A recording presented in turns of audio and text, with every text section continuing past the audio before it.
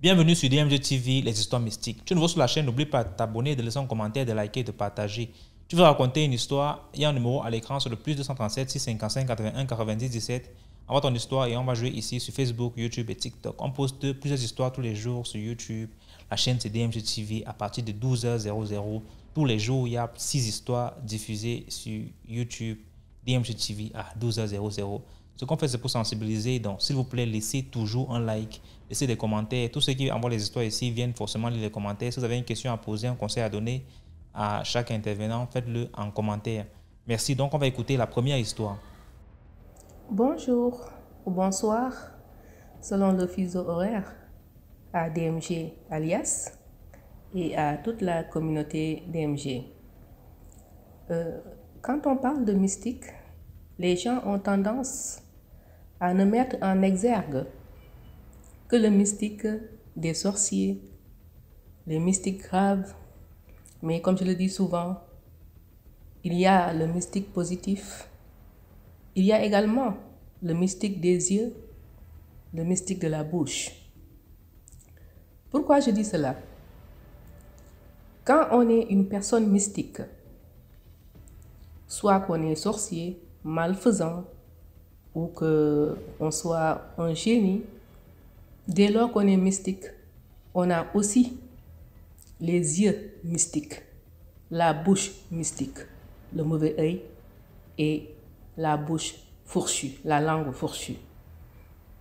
Pourquoi je dis cela? Sans transition. Quand j'étais au collège, j'étais en classe de 6e, donc sortie fraîchement de l'école primaire pour entrer au collège. J'étais surveillante de classe, adjointe, parce que le surveillant titulaire était un garçon très intelligent, machallah. Moi-même, je me défendais, machallah. Dès lors, il venait déjà tout petit, en costume cravate, toujours bien aligné, toujours élégant, et avait aussi l'art de l'étude, l'art des études. Et ce jeune homme, tout petit, parce qu'au collège, nous n'avons en classe de 6e que l'âge de 10, 11, 12, 9 pour les plus précoces, mais maximum 12 ans pour les personnes ayant fréquenté l'école très tard. Donc, il devait avoir dans ces âges-là et avait une petite barbe de la puberté. Et un jour, comme c'est mon père qui m'a mené à l'école tous les jours, on l'a trouvé à mi-chemin. J'avais dit à mon père de le prendre pour qu'on puisse l'amener à l'école. Mais il nous a dit gentiment qu'il avait quelques détails à régler avant de venir en classe et de dire à notre prof d'anglais qu'il viendra un peu tard avec un petit retard. Dès lors, arrivé à mon collège, j'ai passé le message. Au moment d'aller prendre le cahier de texte, comme il n'était pas là, je suis l'adjointe, alors je suis partie récupérer le cahier de texte au bureau des surveillants généraux, les adultes. Et je les ai vus en larmes. N'ayant pas compris et désireuse de comprendre, je leur ai demandé, mais qu'est-ce qui se passe? Ils m'ont dit, tu sais, il y a un problème avec votre camarade de classe. Nommons-le Tierno. Et c'est son vrai nom d'ailleurs, mais il n'y a pas d'impact sur le fait que je dise son nom, que Dieu ait piqué de son âme. Il a eu un accident en cours de route. Il est dans un état très grave à l'hôpital. Je leur ai dit, mais je viens de voir Tierno en cours de route. On a failli le déposer, mais il disait avoir quelques détails à régler avant de venir en classe. Ils m'ont dit, hélas, c'est ainsi. J'ai pris le cahier de texte, En larmes, je suis arrivée en classe. J'ai déposé le cahier de texte sur le bureau du professeur. Et j'étais à ma place en train de pleurer. Comme j'avais à ce moment-là une petite taille, on m'appelait bébé. Donc, à ce moment-là, les autres m'ont demandé, mais bébé, pourquoi tu pleures? Je leur ai dit, il y a un problème. Que le professeur aille s'enquérir lui-même de la situation. Mais il y a un grave problème. Je continue à pleurer. Le professeur qui s'approche, qui me dit, alors, qu'est-ce qui se passe? Je lui dis, allez au bureau des surveillants, il y a une chose grave. La dame professeure s'est précipitée au bureau des surveillants et on lui a dit ce qui se passait. Elle est revenue elle-même en larmes. Et en cours de journée, on nous déclare Tierno est mort. Il était dans le coma, il est mort. En fait, il avait eu un accident de car de transport qui l'aurait heurté. Et à ce moment-là, j'ai quitté l'école pour aller voir mon père à son bureau qui ne travaillait pas si loin. Et je lui ai dit de prendre toutes les voitures possibles afin qu'on vienne déposer tous les élèves qui étaient désireux d'aller dans la famille de Tierno, présenter nos condoléances. Il l'a fait. Nous sommes arrivés et nous avons vu la copie conforme de Tierno, son frère. On a tous reculé à un moment donné, mais on s'est calmé. On a entendu la grand-mère dire en langue, oh, Tierno est parti très tôt. Nous avons perdu Tierno. Nous tous, nous étions en pleurs. Mais son frère lui ressemblait comme deux gouttes d'eau. Ce n'est qu'une parenthèse. Une manière de vous dire, parce que quand on a donné après quelques mois les résultats des compositions, des moyennes, il était le premier de la classe, dans toutes les matières. Mais il n'était pas présent. À titre posthume, Tierno était le premier de la classe. Nous lui avons rendu hommage encore à nouveau. Mais pourquoi je raconte cette histoire? Je ne me suis nullement perdu de page ni d'émission. En fait, au début de mon vocal, je vous ai parlé du mystique de la langue, du mystique des yeux. Ce jeune homme se présentait bien. Ce jeune homme était charmant. Ce jeune homme était intelligent, machallah. Parce que, machallah, pour nous les musulmans, c'est pour conjurer le mauvais sort. Et alors, tout le monde parlait de lui, dans tout le collège. Et chaque fois, on parlait de son intelligence. Et il y a sur cette terre des personnes qui ont la langue aussi fourchue que celle du serpent. Et qui ont les yeux aussi perçants, très perçants même, et plus perçants que l'aiguille. Alors, mes sœurs, mes frères, je vous prie, à chaque fois que quelqu'un parle de votre intelligence, de votre beauté, de votre élégance, dites à cette personne merci. Si vous êtes musulman, dites tout bas, machallah. Si vous êtes chrétien, je ne sais pas ce que vous devez dire, mais peut-être que la Bible a dit quelque chose sur ça. Si vous êtes juif aussi également. Si vous ne croyez en rien, prenez garde de vous. Ce monde est fou. J'en ai fait les frais, moi qui vous parle. Aujourd'hui, j'aurais pu dépasser ce stade de ma vie. Je me porte à merveille parce que tout ce que Dieu me donne, je m'en contente. Je peux régler mes problèmes comme bon me semble, Dieu merci. Mais je sais que j'étais vouée à un avenir beaucoup plus brillant que celui que j'ai. Mais je m'en contente, alhamdulillah. Alors, essayez toujours de vous préserver. Ne mettez pas vos beautés en exergue comme si vous étiez les plus beaux. Ne mettez pas votre intelligence en exergue comme si vous étiez l'unique. Évitez, vivez caché, vivez heureux. Vivez caché, vivez heureux. C'est la citoyenne africaine. C'était juste une parenthèse sur le mystique de la langue, le mystique des yeux. Et donc, faites attention à vous. À bon entendeur, salut, au plaisir de notre histoire. Likez, partagez, commentez pour le bien de cette chaîne DMG TV. Ciao. Merci beaucoup pour l'histoire. Maintenant, on va écouter la deuxième histoire. Bonjour la famille DMG. Bonjour DMG, j'espère que vous allez bien. Moi, ça va par la grâce de Dieu. Voilà, je viens encore avec une nouvelle histoire. Cette fois-ci, c'est mon histoire. Ça s'est passé tout récemment, hein. Il n'y a pas de cela. Ça ne fait même pas 2 mois. Un mois même, peut-être c'est abusé.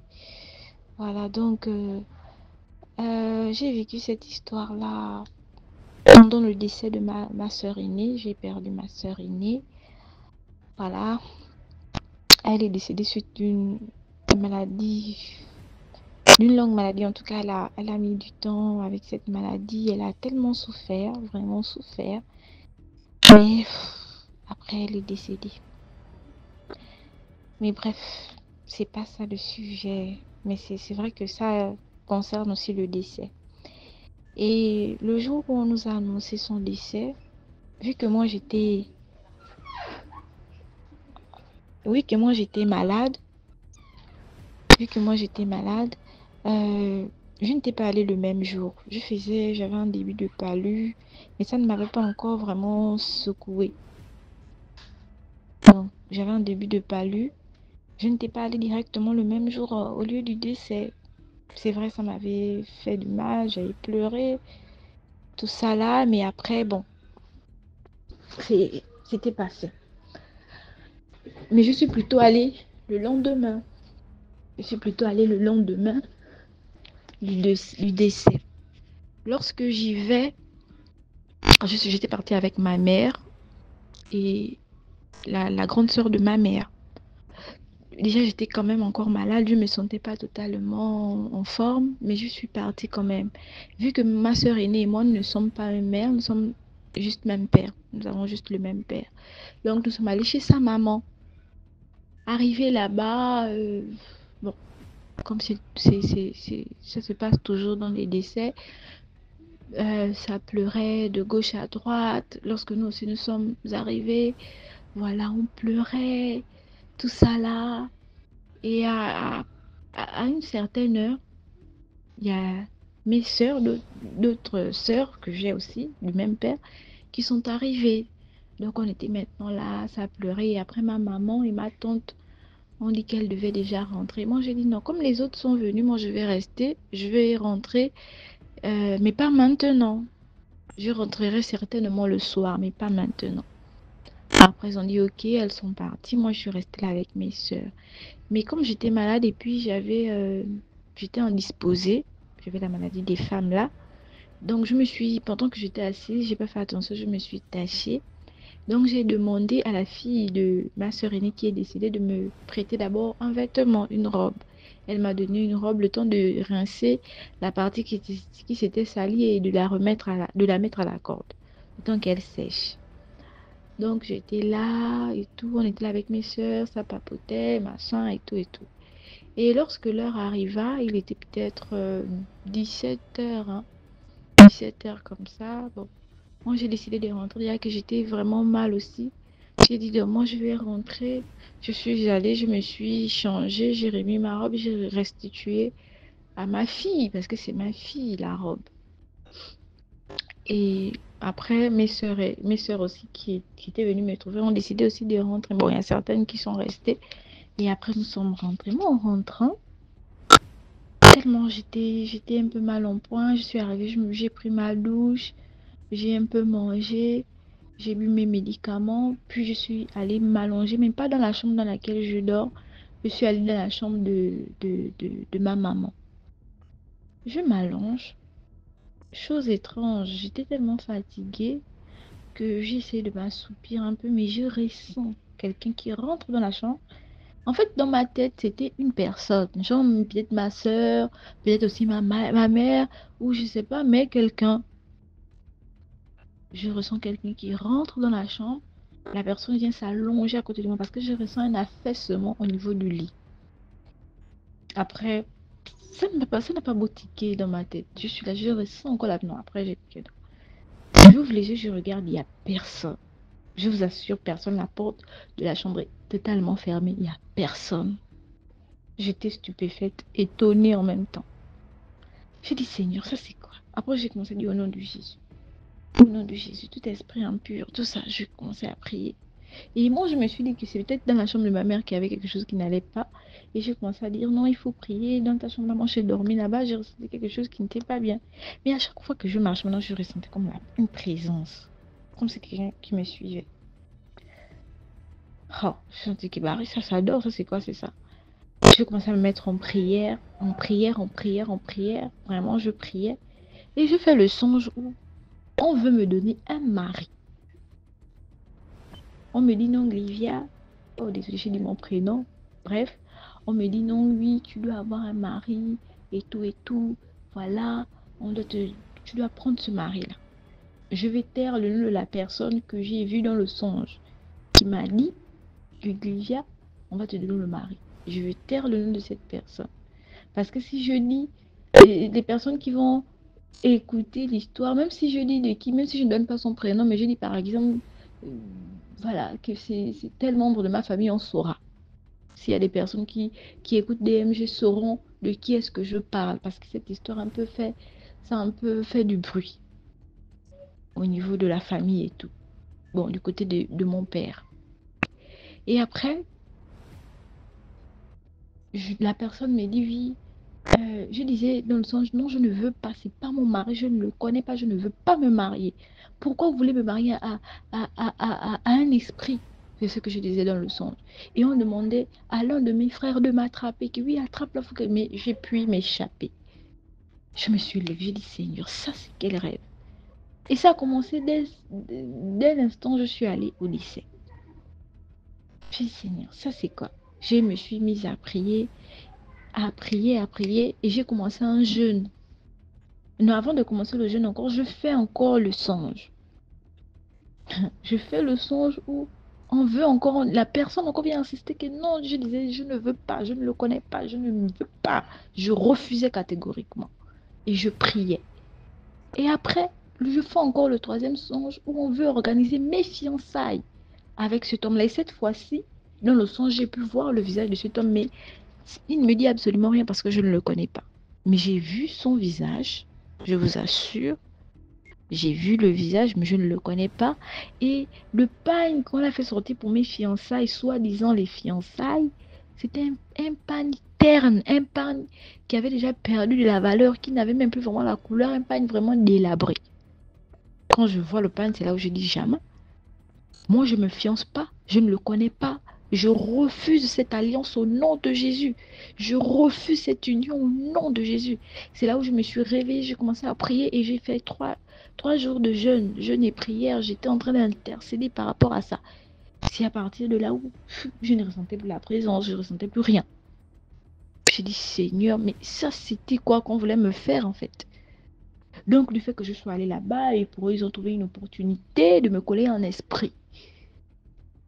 C'était quoi le but? De détruire ma vie, de me nuire, ou c'était quoi?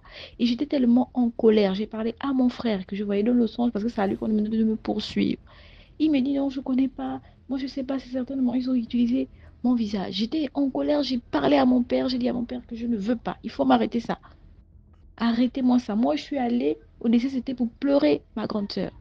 C'est ma grande sœur, je suis allée pour pleurer ma sœur aînée, pas pour vos choses. Donc, ce que vous voulez faire là, moi, je n'ai aucun problème avec vous, je ne vous ai jamais fait du mal. Donc, vous m'arrêtez ça. Voilà ce qui se passe, voilà ce que j'ai vu, voilà, arrêtez. Toi, tu connais la personne, voilà la personne, donc parle avec, je ne sais pas si tu dois parler avec cette personne, mais que vous m'arrêtiez ça. Moi, je ne suis pas votre objet, je ne suis pas votre jouet. On a tellement fait de mauvaises choses dans ma vie, je suis tellement passée par des choses qui m'ont oppressée, qui m'ont pourri la vie, qui m'ont gâché la vie. Et aujourd'hui, le Seigneur a permis que je sorte de ces choses-là. Et vous voulez encore m'emmener dans ça? C'est quoi le but? C'est quoi votre raison? Qu'est-ce que je vous ai fait? Arrêtez. J'ai parlé à mon père comme ça.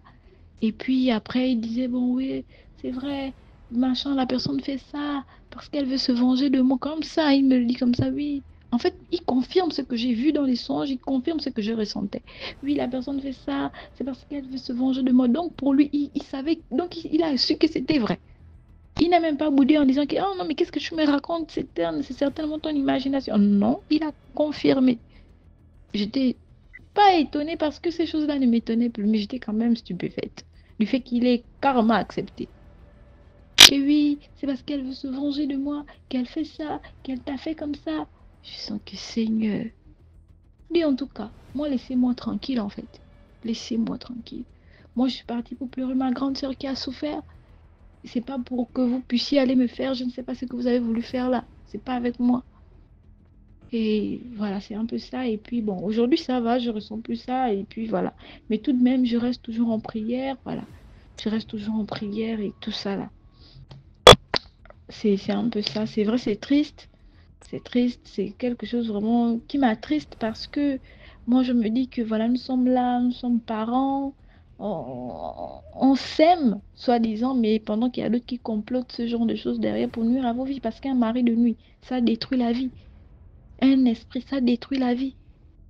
Ça t'empêche même d'avoir des enfants, de te marier, de t'épanouir physiquement. Donc ils ont voulu, elle a voulu ou ils ont voulu me gaspiller. Pourquoi? Pour leurs besoins, je ne sais pas si je veux dire mystiques ou spirituels, ou pour leur ego, ou pour le fait qu'il doit se venger, je ne sais de qui ou de quoi. C'est vrai, ça m'a quand même attristé, mais bon, je remets tout entre les mains du Seigneur et puis voilà. Que le Seigneur continue à diriger ma vie et à me protéger tout simplement. Voilà, c'était ça mon histoire. Likez, commentez, partagez. Merci beaucoup pour l'histoire. Maintenant, on va écouter la troisième histoire. Bonjour DMG TV, bonjour la team DMG TV, bonjour à ceux qui participent à la réalisation de cette émission. Je vous demande de liker, partager et commenter. J'ai deux histoires que j'aimerais bien vous raconter. La première histoire, je l'ai reprise plusieurs fois. En fait, je m'entremêle un petit peu. Et donc, je vais d'abord vous raconter une première histoire et ensuite, je vous raconterai la deuxième histoire par la suite. Bon, la première histoire, il s'agit d'une histoire qui date début des années, je dirais, on m'a dit 1954, par là. En fait, c'est une histoire qui m'a pas été racontée par mon père, mais la personne qui est concernée, c'est mon père. Et dans cette histoire, il avait, je dirais, 12 ans. Il était dans l'adolescence et donc, du coup, il était quand même très dégourdi. Il était plein de vie, je dirais. Et donc, on ne sait pas pour quelle raison. Et bon, ça peut arriver. Peut-être que l'histoire peut paraître ne pas être mystique, mais bon, elle a été résolue de façon mystique. En fait, il était en train de marcher avec ses amis, je pense, et il a été mordu par un serpent. Ce qui était paradoxal, c'est que le serpent s'est dirigé vers lui, en fait. Lui, il a, il y a pas, je dirais que le serpent, lui, il réfléchit pas trop, il n'y a pas de raison pour qu'il choisisse quelqu'un de particulier, mais c'est lui qui a été choisi. Donc, c'est la plante du pied. Donc, il tombe, ce qui est normal, il hurle de douleur. Donc, chez nous, avant, au village, ils ont la pierre noire, en fait. La pierre noire avait la qualité d'aspirer le venin du serpent. Mais il y avait d'autres médicaments traditionnels, je sais pas, qu'on pouvait peut-être appliquer. Mais dans son cas, rien n'a fonctionné. La pierre noire n'a pas fonctionné correctement et donc on décide de l'envoyer chez le Ganga, celui qu'on appelle le Ganga chez vous. Chez nous, peut-être on dirait l'homme mystique du village, mais lui, le Ganga. Et donc, quand on l'envoie le voir, lui, il essaye aussi de faire ce qu'il peut en essayant de vouloir le sauver. Et lui, il dit, j'ai fait tout ce que je pouvais. Je ne sais pas pourquoi on n'arrive pas à retirer ce venin-là. Et je vous propose de l'observer quelques jours. Et donc, s'il ne meurt pas, alors il faudra revenir me voir. En fait, lui, il avait terminé le boulot. Il se disait que le jeune allait mourir, donc il n'y avait plus rien à faire. Donc, une journée est passée, il avait la fièvre. Il avait énormément de fièvre, ce qui ne baissait pas. On essayait toujours de façon traditionnelle à le soigner et ça n'allait pas. Après 3 jours, le père, voyant son fils souffrir, il ne meurt pas, il souffre, il ne meurt pas. Et on s'est rendu compte, moi j'ai vu la trace, en fait, toute la plante du pied est devenue très noire, foncée. Vraiment, jusqu'à aujourd'hui, c'est comme ça. Et il n'aime pas en parler, justement. Et donc, du coup, le père, il est reparti voir le Ganga et il lui a demandé, mais vous avez dit que l'enfant, il fallait revenir dans 2, 3 jours. L'enfant ne meurt pas, il souffre, il faut bien qu'on fasse quelque chose. Et le Ganga lui a dit, ce serpent n'était pas un serpent ordinaire. Il faudra alors marcher pendant 3 jours. Il lui a montré une direction.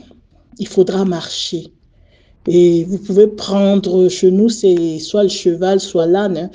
Vous le prenez. Après, il lui a en fait indiqué un autre Ganga qui était dans une brousse un petit peu plus éloignée. Et il lui a dit, si vous y allez, celui-là aura le médicament pour sauver l'enfant. Mais la particularité de ce serpent, la plante des pieds est très noire. 2, il a perdu toutes ses dents. C'est-à-dire pendant ces 3 jours, pendant qu'il était malade, il a perdu la totalité de toutes ses dents. Et son père, en fait, a fait ce voyage de 3 jours aller, 3 jours retour. Il n'était toujours pas mort. Il était toujours là avec la même fièvre et sans les dents, la plante du pied très noire. Et le Ganga qu'il a rencontré dans cette brousse éloignée lui a remis le remède en fait pour son fils. Et donc ce voyage a duré, on me dit, 6 à 1 semaine. Et quand il est revenu, il n'était toujours pas mort. Donc du coup, il lui a administré le médicament. Peut-être que le Ganga donnait en fait la posologie, comment en fait il fallait prendre ce médicament-là. Et je vous assure qu'on m'a dit qu'il a été guéri. En fait, il est sorti de cette façon. On m'avait dit que c'était un semi-coma dans lequel il était. Il est sorti de ce semi-coma-là et il allait beaucoup mieux. Et ce qui est bizarre, après ça, il était bon, c'est vrai qu'il était édenté, désolé, mais il était la personne qui était la moins malade, en fait. La personne qui était vraiment, personnellement, je pense que, je ne peux pas le dire, mais cette expérience, pour moi, c'est une expérience mystique. Peut-être qu'elle n'est pas, le serpent, il y avait quand même une certaine particularité, étant donné que ce serpent n'était pas comme les autres serpents. Et surtout, le remède, en fait, qui a été administré a été un remède, en fait, qui avait peut-être eu une certaine puissance spirituelle, je dirais ça comme ça, parce qu'on me dit, après ça, il n'est plus tombé malade. Il est dans toute sa jeunesse, jusqu'à l'âge adulte, il allait très bien, tout allait bien. Et voilà, c'est un petit peu ma première histoire. Je ne sais pas si elle est mystique. Bon, les serpents, il y en a partout. Et bon, je vous dirais simplement d'être prudent et que Dieu vous protège. Excellente journée. Merci beaucoup pour l'histoire. Maintenant, on va écouter la 4e histoire. Bonjour et bonsoir DMG, bonsoir la communauté aussi. J'espère que vous allez bien. Merci par la grâce de Dieu. Je vais vous raconter une histoire que j'ai vécue bien avant de donner ma vie au Seigneur. C'est lorsque j'étais encore, comme on dit, dans le monde. Voilà, je faisais un certain nombre de choses. Bon, c'est vrai, je n'avais pas aussi une vie de désordre, mais il y a quand même un nombre de choses que j'ai eu à faire. J'ai fait la connaissance d'un homme, j'avais fait la connaissance d'un homme. Et ce monsieur, c'était une personne déjà très âgée. Bon, par rapport à moi, c'était déjà quelqu'un quand même de très âgé. Normalement, il pouvait avoir l'âge de mon papa. Normalement. Donc, on s'était rencontrés dans la ville. Voilà, il m'avait interpellé. comme quoi, voilà, il était intéressé de ce genre de choses. Bon, moi, ça ne m'avait pas tant dérangé, hein. Malgré le fait qu'il soit âgé, ça ne m'avait pas dérangé. C'était quelqu'un, déjà, c'est vrai, il avait déjà un âge avancé, mais il était propre, très bel homme. Une personne, en fait, qui prend soin de lui, malgré son âge, vraiment propre. Vraiment, et il sentait vraiment très, très bon. Et après, on s'était échangé des contacts, on a commencé à discuter, voilà. Ça s'envoyait des messages tout le temps, mais sans pour autant se revoir, on ne se voyait plus. Et après, durant un long moment après, il avait sollicité de me voir. Genre, il voulait me voir, il voulait qu'on se rencontre à un endroit pour essayer de discuter de vive voix et de manger un truc. On s'était vu le matin. Et ce jour-là, j'avais parlé de ça à ma maman et à une autre de mes mamans. C'est une tante, mais c'est aussi ma maman. Et après, j'avais parlé de ça avec elle. Bon, elle n'avait pas trouvé d'inconvénient. L'une d'elles m'avait même aidé à faire une coiffure, tout ça. Voilà. Et après, j'étais allée rencontrer le monsieur, on avait mangé et tout et tout. Mais bah, j'étais pas grand-chose, c'était pas dit grand-chose. C'est vrai, il m'avait parlé un peu de lui, du fait que ses enfants ne sont pas au pays où je suis. Voilà. Là où on était, les enfants n'étaient pas là. Les enfants étaient à l'étranger, qu'il a déjà des grands-enfants, machin et tout. Voilà, ça discutait un peu de ce genre de choses. Et après ça, il m'a demandé, bon, moi aussi j'avais parlé de moi, je dis que je suis étudiante, je suis ici, voilà ça. Et après on discute, chacun est rentré chez soi. Et après on s'était revu pour une seconde fois. Et lorsqu'on se voit pour la seconde fois, il m'invite chez lui. Bah, moi j'avais pas trouvé d'inconvénient. Déjà que c'était un endroit où la circulation est dense. Et puis il y avait des maisons, il y avait beaucoup de gens. Il n'était pas un endroit reculé, c'était en ville, au centre-ville. Voilà, je suis allée chez lui et après il m'avait proposé à prendre un vin de table, un truc comme ça. Et après j'avais pris le vin, tout ça, tout ça, tout ça, tout ça. Sans pour autant rentrer dans sa chambre. Je m'étais limitée au salon.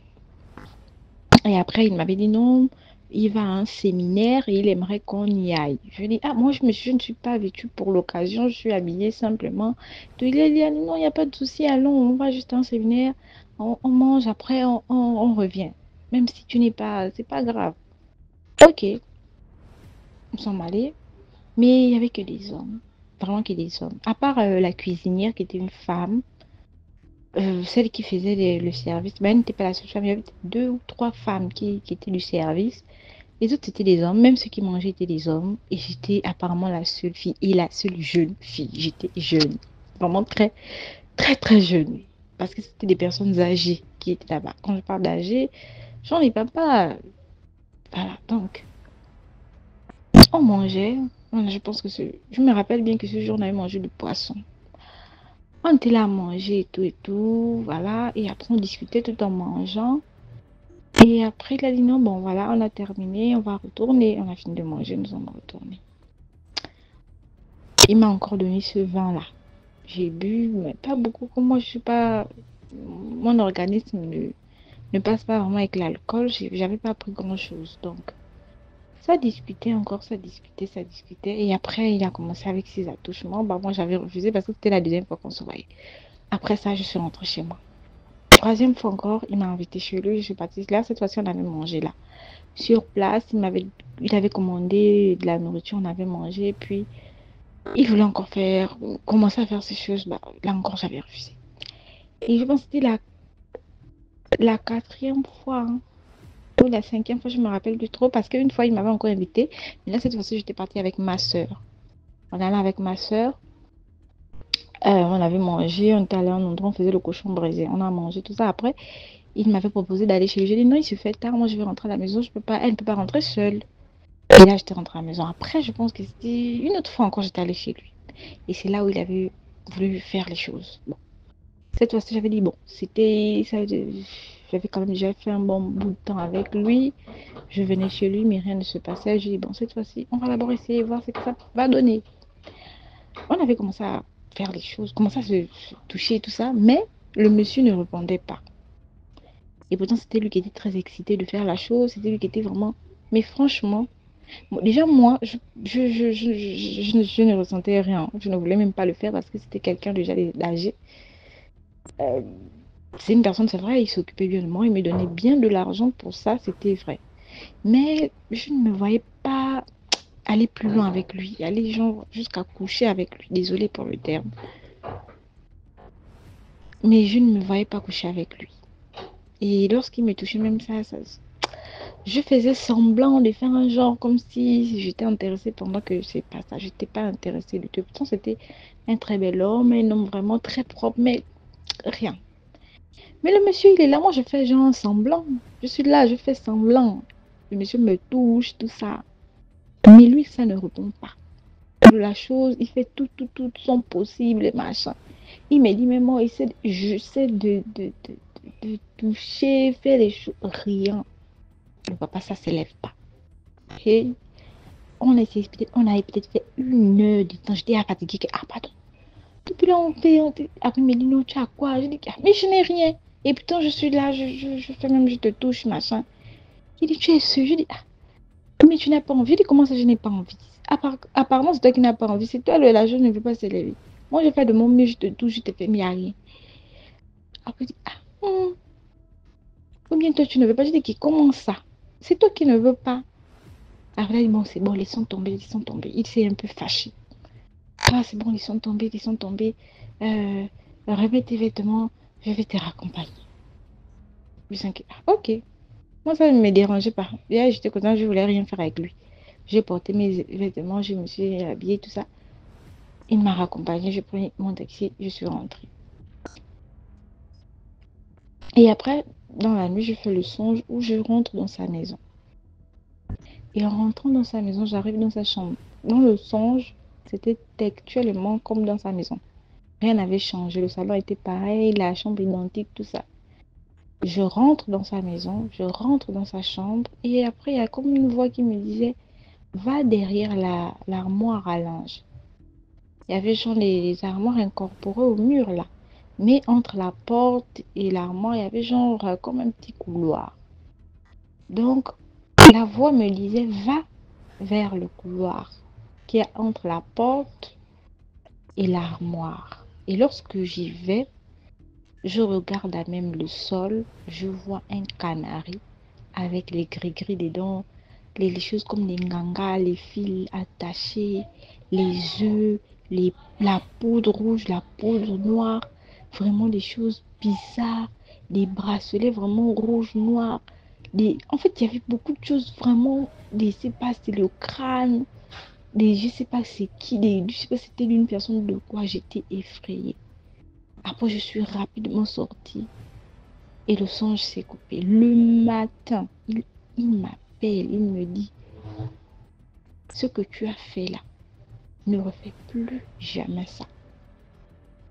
Il me dit non, ce que je te dis, je dis j'ai fait quoi? Il dit non, ce que tu as fait, ne refais plus jamais ça. Je dis mais qu'est-ce que j'ai fait? Il me dit je te dis seulement ne refais plus jamais ça, ne viens plus jamais chez moi, plus jamais.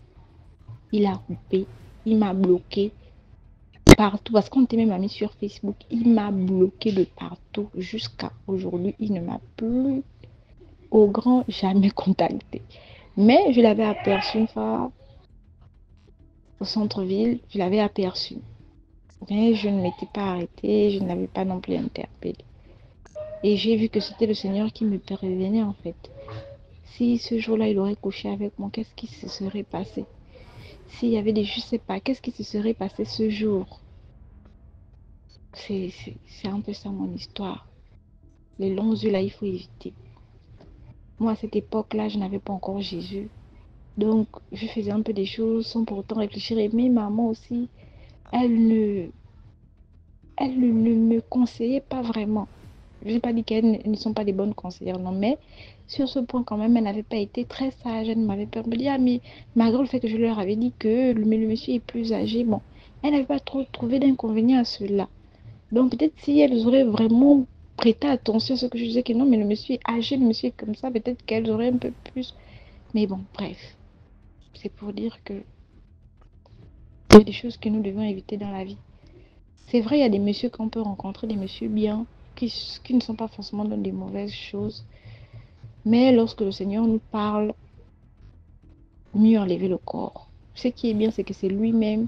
Je ne sais pas ce qu'il avait vu, ou bien peut-être qu'il avait su que j'ai vu ces choses, raison pour laquelle il a préféré me bloquer. Voilà. Donc, soyons tout simplement prudentes. Merci beaucoup pour l'histoire. Maintenant, on va écouter la 5e histoire. Bonjour, aujourd'hui je viens pour raconter mon histoire. En fait, je m'appelle Priska. Il y a de cela 11 ans, quand je faisais la classe de première, on venait d'emménager au quartier Niala. Et quelques mois après, on a une voisine en face. Elle a emménagé avec son mari et ses enfants. Elle a organisé la fête pour accueillir les gens du quartier. Tout le monde est parti chez nous. Moi, je ne suis pas partie parce que cette femme-là, je ne sais pas. J'avais un pressentiment que c'est pas une bonne personne et je ne m'étais pas trompée. Parce que quelques temps après son aménagement, c'est comme ça que je la vois d'abord dans les rêves.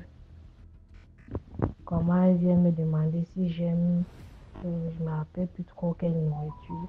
Elle m'avait demandé, ça a d'abord commencé comme ça. Et après ça, elle m'a demandé mon cahier de comptabilité. Puisqu'elle-même, elle était professeure de comptabilité. Elle m'a demandé cela. J'ai dit que je vais demander à ma maman. Si ma maman est d'accord, je vais te donner.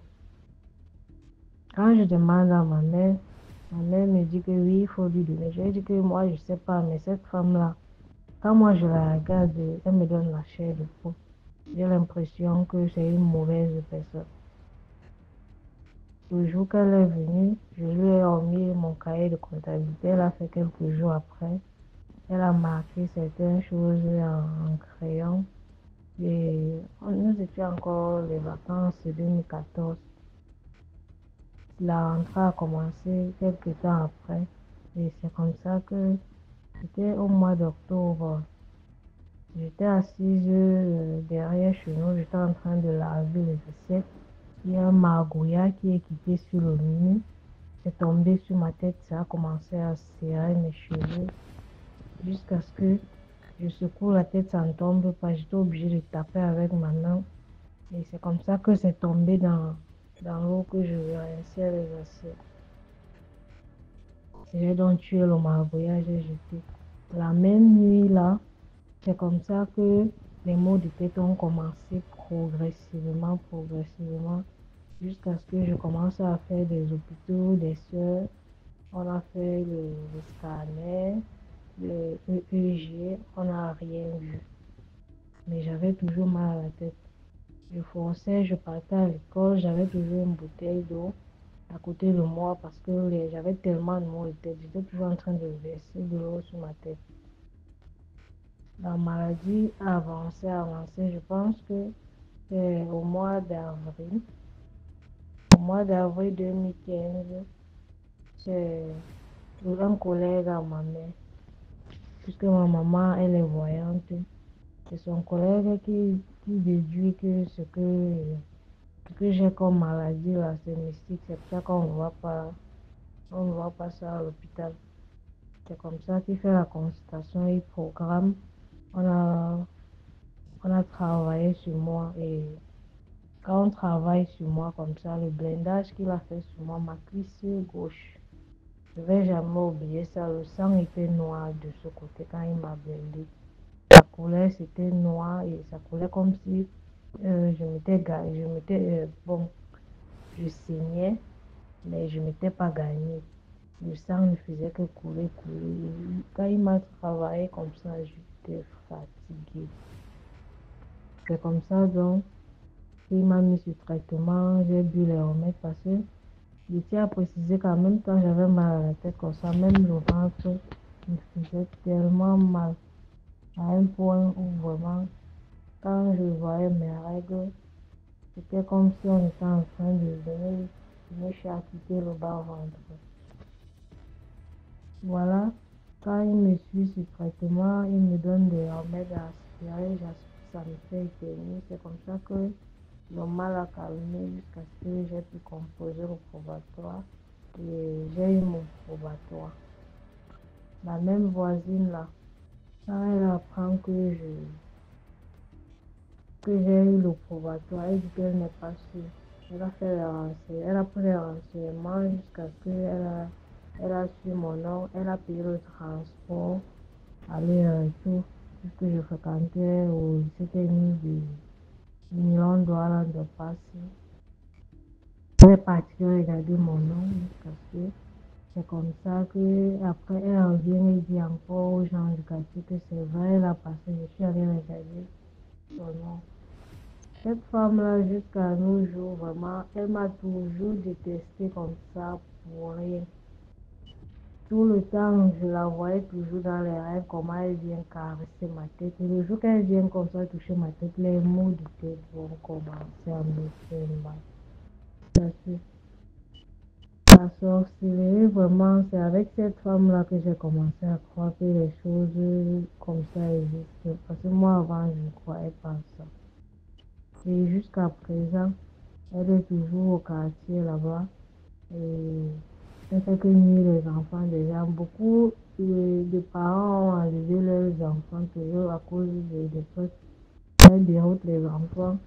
Si elle ne parvient pas à faire en sorte que l'enfant ne fuit pas l'école ou bien continue toujours à échouer, c'est elle va trouver un moyen à faire en sorte qu'un enfant ne réussisse pas. Mais avec moi, par la grâce de Dieu, vraiment, elle n'a pas réussi parce que vraiment, Dieu est vraiment grand. Avec tout ce qu'elle a fait dans ma vie, Dieu a permis quand même qu'aujourd'hui, je ne suis plus là-bas au quartier comme elle va me voir et tout. Merci beaucoup pour l'histoire. Maintenant, on va écouter la 6e histoire. YouTube, il y a DMG Productions. Là, on poste tous les lundis, on poste un film. Tous les lundis, il y a un nouveau film à 17h00. Les films, c'est les histoires qu'on réalise aussi. Tous les lundis. La chaîne, c'est DMG Productions. Bonsoir DMG. Bonsoir famille. Ok, ça fait plusieurs années aujourd'hui que je suis vos émissions et je me suis dit, bon, il serait aussi bien que je puisse, n'est-ce pas, partager avec vous une de mes expériences. En fait, cela s'est déroulé dans mon enfance. Mes frères et moi, nous avions l'habitude, n'est-ce pas, d'aller manger au cafétéria. Donc, c'était une coutume pour nous, 3 à 4 fois par semaine, n'est-ce pas, d'aller manger au cafétéria. Et on avait pour l'habitude, n'est-ce pas, de prendre un raccourci qui nous permettait de raccourcir le chemin. Donc, que de contourner, n'est-ce pas, en prenant un long chemin. On avait un raccourci qui passait, n'est-ce pas, entre les maisons serrées. C'était un raccourci qu'on avait couramment pour habitude d'utiliser. Donc, qu'est-ce qui se passe? Au niveau de ce raccourci, n'est-ce pas, il y avait une femme, une tata que nous avions toujours l'habitude de voir là-bas, parce qu'elle y vivait avec, n'est-ce pas, sa famille. Donc, c'était normal pour nous de voir la tata.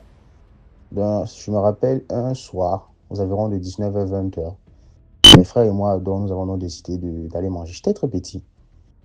Et arrivé, n'est-ce pas, dans ce carrefour, c'était un petit couloir, donc un petit couloir qui traversait des maisons un peu serrées. Arrivé dans ce carrefour, 19h, 20h, on a vu la tata en question. La tata en question qui était adossée sur le mur, tête baissée. Ah, nous sommes passés sans problème. On a dit bonsoir, elle n'a même pas salué. Et bon, nous sommes passés sans aucun souci, puisque nous, c'était pas la première fois de voir la tata, on avait l'habitude de voir la tata. Donc, nous sommes allés au café, on a mangé, et au retour, on a également pris, n'est-ce pas, ce raccourci. C'est donc maintenant que le lendemain matin, nous apprenons par le biais d'un voisin que il y a une tata qui est décédée, n'est-ce pas, qui est décédée au quartier. Et il s'avérait que c'était la tata en question qui était décédée, ça faisait plus de 2 semaines. Et il y avait pour il y avait, n'est-ce pas, les médisances, des paroles qui disaient qu'elle sortait. C'est donc là que nous, on se pose des questions, enfin on pose la question que, mais vous parlez de quelle tata? Donc c'est donc comme ça qu'on nous explique c'est la tata. La tata en question, ça qu'on se dit que, mais, nous on a vu la tata là hier, on partait au cafétéria, elle était adossée au mur dans le noir, tête baissée dans le noir, dans l'obscurité complète. Oui, c'est là qu'on dit que c'est elle qui était décédée, ça faisait 2 semaines. Je vous jure que euh, si je n'avais pas vécu une expérience pareille, j'allais dire que les personnes qui me reviennent là, ça n'existe pas. Mais j'ai été, n'est-ce pas, acteur. J'ai été, n'est-ce pas, euh, l'une parmi ces personnes-là qui ont eu à voir une personne qui était décédée venir. Et c'est vrai que j'ai plusieurs questions que je me suis posées. Je me suis posé la question pourquoi elle ne nous a pas, je sais pas, elle nous a rien dit, elle ne nous a pas fait. Mais au contraire, aller-retour, nous sommes passés dans cette route. Nous sommes passés sur cette route, aller-retour. On a vu la même tata. Et apparemment, il s'avérait qu'elle était décédée, ça faisait 2 semaines. Donc je vous avoue que nous avons tellement eu peur que je me rappelle qu'après ça, on a bloqué cette route parce que ce n'était pas la première fois. Plusieurs personnes, après nous, ont eu à voir la tata, n'est-ce pas, sur cette route-là. Donc on avait eu à bloquer cette route. Et c'est ça. Donc, le monde spirituel existe, ça c'est clair. Et nous espérons seulement que Dieu, n'est-ce pas, pourra nous préserver, nous et notre famille et nos bien-aimés, afin que, n'est-ce pas, aucun mal ne nous arrive.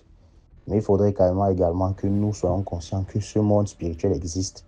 Et tout homme, surtout chez nous en Afrique, il faudrait qu'on soit armé physiquement et spirituellement à travers les prières, à travers, n'est-ce pas, la méditation et beaucoup de choses. Sinon, merci. C'était ma part de contribution, n'est-ce pas, au mouvement. Likez, partagez, commentez. On est ensemble, Ndolé. On fait comme ça. Voilà, c'est tout pour aujourd'hui. J'espère que vous avez apprécié le programme d'aujourd'hui. On se prend demain pour 6 autres histoires mystiques. Ciao, ciao. Partagez, likez.